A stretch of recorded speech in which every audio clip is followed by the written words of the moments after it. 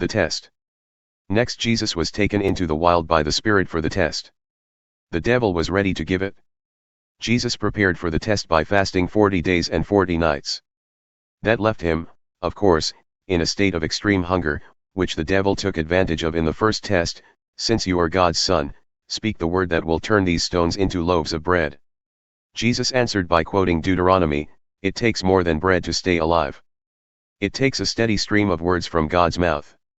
For the second test the devil took him to the holy city. He sat him on top of the temple and said, "Since you are God's son, jump." The devil goaded him by quoting Psalm 91, "He has placed you in the care of angels. They will catch you so that you won't so much as stub your toe on a stone."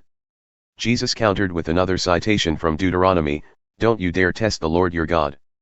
For the third test, the devil took him to the peak of a huge mountain.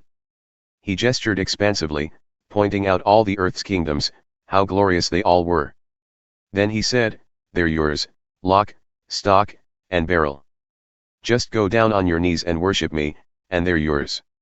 Jesus' refusal was curt, "Beat it, Satan." He backed his rebuke with a third quotation from Deuteronomy, "Worship the Lord your God, and only Him. Serve Him with absolute single-heartedness." The test was over. The devil left. And in his place, angels. Angels came and took care of Jesus' needs. Teaching and healing. When Jesus got word that John had been arrested, he returned to Galilee. He moved from his hometown, Nazareth, to the lakeside village Capernaum, nestled at the base of the Zebulun and Naphtali hills.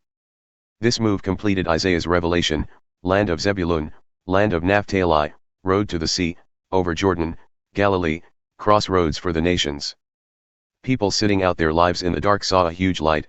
Sitting in that dark, dark country of death, they watched the sun come up. This Isaiah prophesied revelation came to life in Galilee the moment Jesus started preaching. He picked up where John left off, "Change your life. God's kingdom is here." Walking along the beach of Lake Galilee, Jesus saw two brothers, Simon, later called Peter, and Andrew. They were fishing, throwing their nets into the lake. It was their regular work. Jesus said to them, "Come with me. I'll make a new kind of fisherman out of you. I'll show you how to catch men and women instead of perch and base." They didn't ask questions, but simply dropped their nets and followed. A short distance down the beach they came upon another pair of brothers, James and John, Zebedee's sons. These two were sitting in a boat with their father, Zebedee, mending their fish nets. Jesus made the same offer to them, and they were just as quick to follow, abandoning boat and father. From there he went all over Galilee. He used synagogues for meeting places and taught people the truth of God. God's kingdom was his theme, that beginning right now they were under God's government, a good government. He also healed people of their diseases and of the bad effects of their bad lives. Word got around the entire Roman province of Syria. People brought anybody with a sickness, whether mental, emotional, or physical. Jesus healed them, one and all. More and more people came, the momentum gathering. Besides those from Galilee, crowds came from the 10 towns across the lake, others up from Jerusalem and Judea, still others from across the Jordan.